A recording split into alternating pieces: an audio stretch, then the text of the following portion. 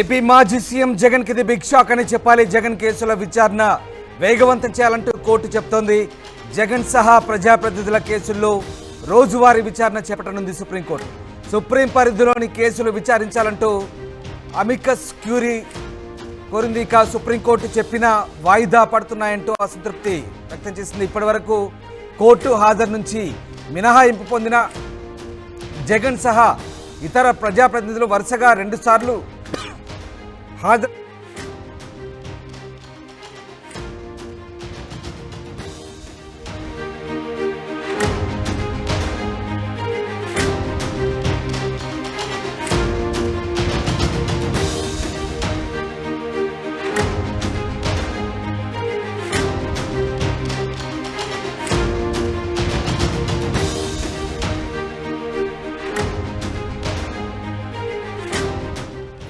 Right. ఇక జగన్ కేసులు విచారణ వేగవంతం చేయంది కోర్టు. జగన్ సహా ప్రజాప్రతినిధుల కేసులో రోజువారీ విచారణ చేపట్టనుంది సుప్రీంకోర్టు.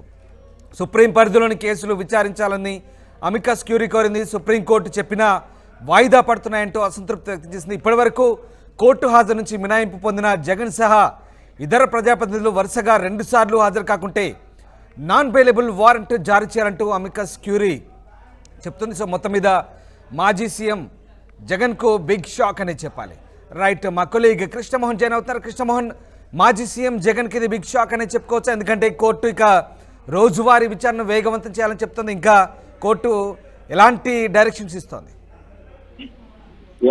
మన బేసిక్ గా దీంట్లో వ్యవహారంలో మాత్రం మాజీ సీఎం జగన్మోహన్ రెడ్డి కేవలం ఒక్క జగన్మోహన్ రెడ్డి కాదు, దాదాపుగా 4,000 మంది పైగా ప్రజాప్రతినిధులు వివిధ కేసుల్లో సుప్రీంకోర్టులో కావచ్చు, వివిధ కేసుల్లో చాలా కోర్టులలో విచారణ ఎదుర్కొంటున్నారు. వాళ్ళు కనీసం కోర్టులకు కూడా హాజరు కావట్లేదు అనేది ఎంఎస్ క్యూరీ చెప్పిన నేపథ్యం. సో ఈ యాంగిల్లోనే సుప్రీంకోర్టు రోజువారీ విచారణ చేపట్టాలని ఆల్రెడీ డైరెక్షన్ ఇచ్చిన దానికి సంబంధించి ఎక్కడ వీళ్ళు ఆ వాదనని కింద కోర్టులు సరిగా పట్టించుకోవట్లేదు అనేది కూడా ఒక అపవాదు ఉన్న నేపథ్యంలో సో ఈ వ్యవహారాన్ని కొంత సుప్రీంకోర్టు సీరియస్ గానే తీసుకుంది. సుప్రీంకోర్టు పరిధిలో ఉన్న కేసుల్ని గట్టిగా విచారించాలి, అందులో త్వరగా విచారించాలనేది ఎంఎస్ క్యూరీ చెప్పినట్టు సుప్రీంకోర్టు ఇప్పటి వరకు కూడా కోర్టు హాజరు నుంచి మినహాయింపు పొందిన చాలా మంది, జగన్తో పాటు దాదాపుగా 4,000 మంది ఈ ప్రజాప్రతినిధులు, వివిధ రాష్ట్రాలకు సంబంధించిన ప్రజాప్రతినిధులు, కేవలం ఆంధ్రప్రదేశే కాదు, పొరుగునున్న తెలంగాణ కావచ్చు, పక్కనున్న తమిళనాడు కావచ్చు, ఇతర రాష్ట్రాలకు సంబంధించి కూడా దాదాపుగా 4,000 మంది ఈ కేసులు ఎదుర్కొంటున్న పరిస్థితి. ఇక మీద పోతే ఉత్తరాది రాష్ట్రాల్లో అయితే పెద్ద ఎత్తున నేతలు ఇదే సందర్భంగా ఇదే కేసులు ఎదుర్కొంటున్న ప్రయత్నాలు. ఇంకా ఇవన్నీ ఆర్థిక పరమైన అంశాలకు సంబంధించిన కొన్ని కేసులు అయితే దాదాపుగా మర్డర్లు, తర్వాత రేపులు, వీటన్నిటి మీద కూడా రిపోర్ట్లు ఉన్నట్టుగా ఒక సమాచారం అయితే ఉంది. అయితే ఈ వ్యవహారం మీద కొంత సీరియస్ గా చేయాలనేది వరుసగా ఇక మీదట 2 సార్లు కానీ వరుసగా హాజరు కాకపోతే ఖచ్చితంగా నాన్ బెయిలబుల్ వారెంట్ ఇవ్వాలనేది కూడా కొంత డైరెక్షన్ చేయాలనేది ఎంకస్ జ్యూరీ చెప్తున్న పరిస్థితి. సో ఈ నేపథ్యంలోనే సుప్రీంకోర్టు ఏ విధంగా ముందుకు వెళ్తుంది, ఇక రాబోయే రోజుల్లో ప్రజాప్రతినిధుల మీద ఉన్న కేసుల్ని త్వరగతిన పరిష్కరించాలి. అసలు ఆ కేసులు ఏమున్నాయి, దాని మీద విచారణ ఏంటి, ఆ విచారణ కూడా జరపకుండా ఇంతకాలంగా కొనసాగించడం అనేది చాలా ఇబ్బందికరమైన అంశాలు అనేది. సో ఈ నేపథ్యంలో కేవలం ఒక మాజీ ముఖ్యమంత్రి జగన్మోహన్ రెడ్డికి సంబంధించిన విషయం ఒకటే కాదు, మిగతా కేసులు, మిగతా ప్రజాప్రతినిధులకు సంబంధించిన కేసులు అన్నిటికీ కూడా దీని కిందకి వస్తే సో మరి పరిస్థితి ఎలా ఉంటుంది? ఒకవేళ సుప్రీంకోర్టు దీని మీద డైరెక్షన్ కానిస్తే ఏ విధంగా ముందుకు వెళ్తారు, ఏ విధంగా దీన్ని నడపాలనే ఒక ఆలోచన అయితే జరుగుతుంది. సో ఈ దిశగానే సాధ్యమైనంత త్వరలో ఇవన్నీ కూడా ఒక పరిష్కార మార్గాన్ని చూపించే ప్రయత్నం అయితే సుప్రీంకోర్టు చేస్తున్నట్టుగా ఒక ఆలోచన అయితే మనకి స్పష్టమవుతుంది. రైట్, ఇక్కడ అంటే అన్సారీ అనే వ్యక్తిని, అంటే అమికస్ క్యూరీ అంటే కోర్టుకు సహాయకారిగా ఉండేటువంటి వ్యక్తిగా అమికస్ క్యూరీని పేర్కొంటారు. సో అన్సారీ ఇచ్చిన రిపోర్టు ప్రకారం ప్రస్తుతం అంటే ముఖ్యంగా తెలుగు రాష్ట్రాలకు సంబంధించిన ప్రజాప్రతినిధులకు 300 పైగా కేసులు పెండింగ్లో ఉన్నాయి. ఇటు అందులో మాజీ సీఎం జగన్ ఉన్నారు, ఆయనపై సిబిఐ, నాంపల్లి అక్కడ పెండింగ్ ఉన్నాయి. సో ఈ రకంగా ప్రస్తుతం ఈ కేసులన్నీ కూడా ఇక ఆయన ఇచ్చిన నివేదిక ఆధారంగా వేగవంతం కాబోతున్నాయి. అంటే రోజువారీ విచారణకు సంబంధించి పూర్తి స్థాయిలో ఇక వేగం పుంజుకుంటుందని అనుకోవచ్చా మనం ఇక్కడ?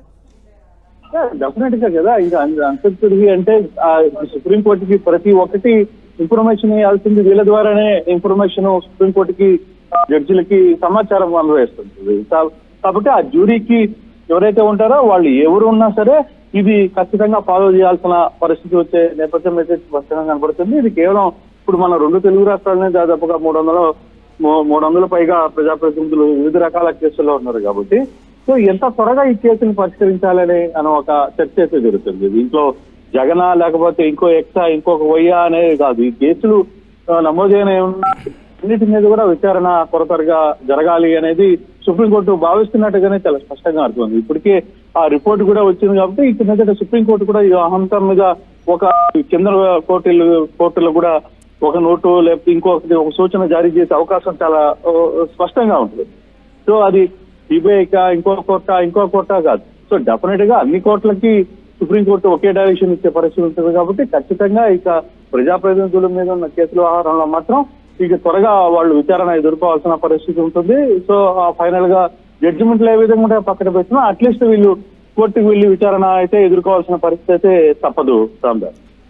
Right, yes, thank you Krishnamohan, thanks for the update. So మొత్తం మీద మాజీ సీఎం జగన్ సహా మాజీ ఎంపీలు, ఎమ్మెల్యేలు అలాగే ప్రజాప్రతినిధులకు సంబంధించినటువంటి అభియోగాలకు సంబంధించి ఇప్పటివరకు పెండింగ్లో ఉన్న అన్ని కేసులను ఇక రోజువారీ విచారించాలంటూ సుప్రీంకోర్టు చెప్తుంది. సుప్రీం పరిధిలోని కేసులన్నీ కూడా అమికస్ క్యూరీ అంటే కోర్టుకు సహాయకారిగా ఉన్నటువంటి వ్యక్తి ఇచ్చిన నివేదిక ఆధారంగా సుప్రీంకోర్టు ప్రస్తుతం ఈ అంశాన్ని వెల్లడించింది. ఇక పూర్తి స్థాయిలో ఇప్పటివరకు వివిధ స్థాయిలో ఉన్నటువంటి కేసులన్నీ కూడా అనేక కారణాలతో వాయిదా పడుతూ వస్తున్నాయని కోర్టు అసంతృప్తి వ్యక్తం చేసింది. సో ఇప్పటి వరకు వాయిదా పడ్డ కేసులన్నీ కూడా వందల సంఖ్యలో పెండింగ్లో ఉన్నాయి.